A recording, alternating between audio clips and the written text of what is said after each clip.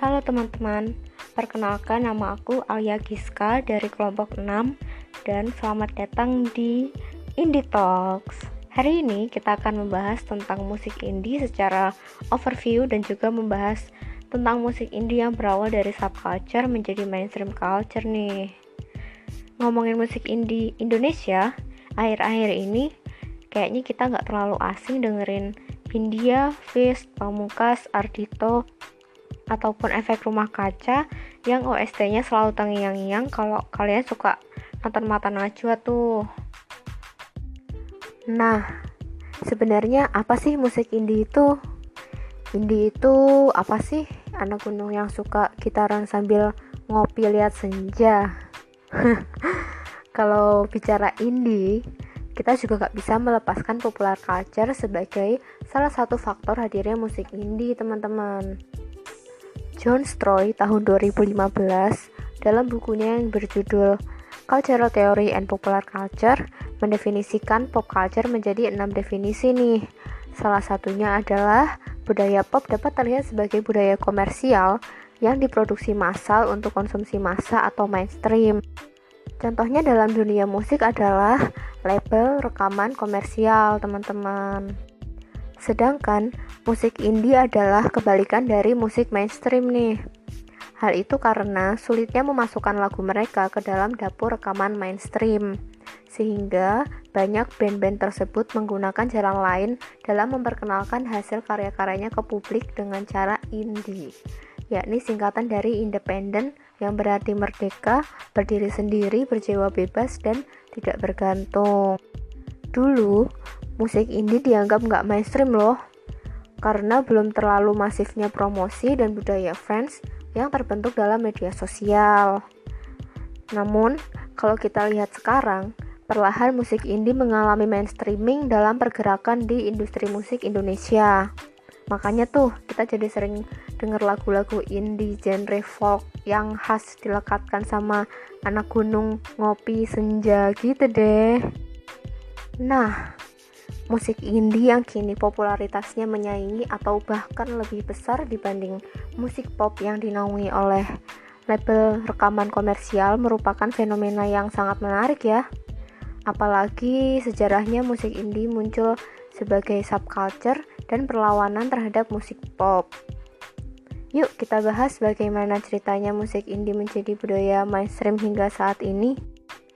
Oke, jadi gini. Kalau teman-teman tahu, musik indie sebenarnya mulai tumbuh di tahun 1950 sampai 1960-an tuh. Namun, merebaknya musik ini bermula di Inggris pada awal 1980-an oleh lahirnya band ternama yaitu The Smiths. Band ini menulis lagu tentang isu sosial politik seperti mengkritisi pemerintah dan masalah narkotika. Berbeda dengan kultur musik pop komersial yang umumnya bertema romansa sederhana gitu kan. Nah, di tahun 1990-an, Nirvana dan Radiohead yang berasal dari label independen pun juga berhasil membuat lagunya dikenal oleh masyarakat. Nah, bagaimana sih cara label indie sejak tahun 80-an mengenalkan musiknya di pasaran? Dan bagaimana musik indie perlahan-lahan menjadi budaya mainstream hingga saat ini? Gini teman-teman, kalau menurut Jennifer Skank di bukunya yang berjudul The History of Indie Rock menceritakan bahwa musisi indie di tahun 1980 sampai 1990-an mengandalkan festival, fanzines, toko musik independen, serta radio kampus untuk mempromosikan lagunya. Musisi indie bekerja sama mengadakan festival musik seperti Festival Lollapalooza di Chicago di tahun 1991 dan Festival Noise Pop di San Francisco di tahun 1993 yang masih digelar hingga tahun ini loh. Nah, selain festival, musisi indie yang tidak bisa menjangkau stasiun radio mainstream pun aktif mempromosikan lagunya di radio kampus dan poster. Fans-fans musisi indie juga berperan mempromosikan artisnya dengan membuat fanzine, yaitu publikasi semacam do it yourself tentang musik indie pada saat itu tuh. Hingga akhirnya The power of social media menghantarkan lagu-lagu indie sukses dikenal oleh banyak orang di era sekarang. Jika dulu musisi indie mengandalkan radio kampus, kini berbagai platform seperti Spotify, SoundCloud, dan YouTube memudahkan pendengar mengakses musik indie nih teman-teman. Dengan teknologi ini, musisi indie bisa terkenal di lingkup global, contohnya Billie Eilish dan The 1975 yang digemari oleh orang-orang Indonesia.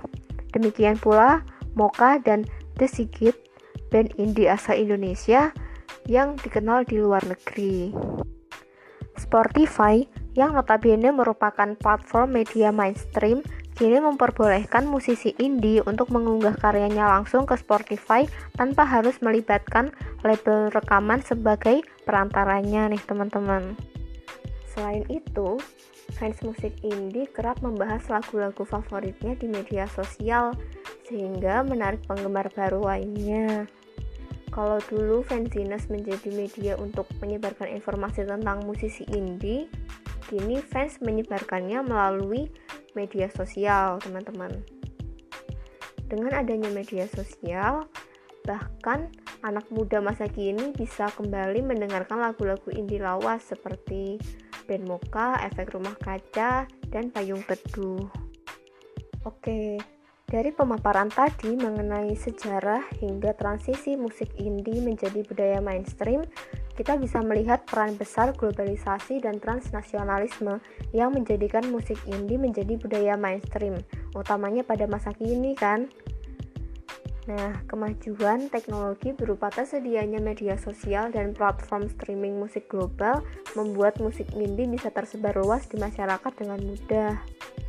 Akhirnya, melalui sosial media, musik indie bisa masuk dalam definisi budaya pop, yakni budaya yang diproduksi massal untuk konsumsi massa atau mainstream, teman-teman.